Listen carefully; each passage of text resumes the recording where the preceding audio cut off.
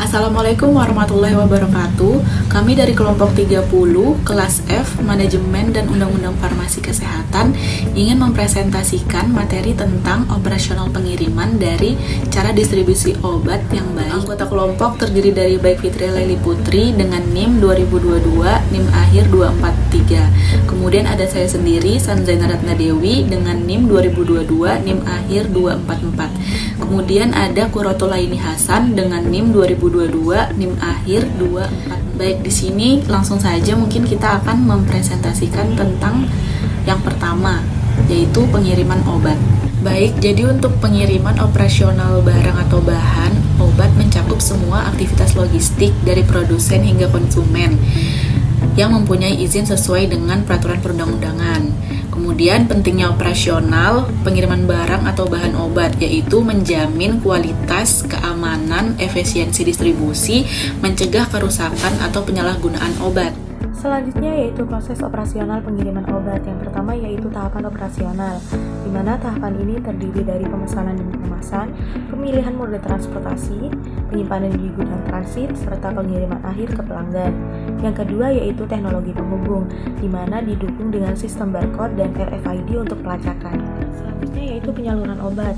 Untuk penyaluran obat atau bahan obat kepada pihak yang berwenang harus dilengkapi dengan dokumen yang mencakup tanggal, nama obat, bentuk sediaan, nomor batch, jumlah, nama dan alamat pemasok, serta nama dan alamat pemesan atau penerima. Untuk proses pengiriman dan kondisi penyimpanan harus sesuai dengan persyaratan obat atau bahan obat dari industri farmasi. Dokumentasi tersebut harus disimpan dan mampu tertelusur. Selanjutnya ada dokumen, di mana menurut Badan POM RI tahun 2020, dokumen untuk pengiriman obat atau bahan obat harus disiapkan dan harus mencakup sekurang-kurangnya informasi sebagai berikut.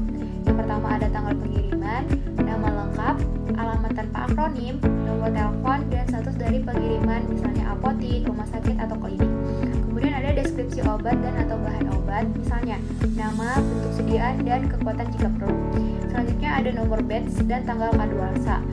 Kemudian ada kuantitas obat dan atau bahan obat, yaitu jumlah kontainer dan kuantitas per kontainer jika perlu. Terus ada nomor dokumen untuk mengidentifikasi order pemesanan, dan yang terakhir ada transportasi yang digunakan mencakup nama dan alamat perusahaan ekspedisi serta tanda tangan dan nama jelas personel ekspedisi yang menerima jika menggunakan jasa ekspedisi dan kondisi penyimpanan.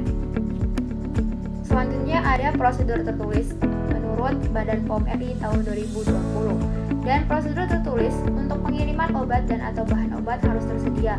Prosedur tersebut harus mempertimbangkan sifat obat dan bahan obat serta tindakan pencegahan khusus, di mana pengiriman harus dilakukan langsung ke alamat yang tertera pada dokumen pengiriman dan harus diserahkan langsung kepada penanggung jawab sarana atau tenaga kefarmasian lain sebagai penerima.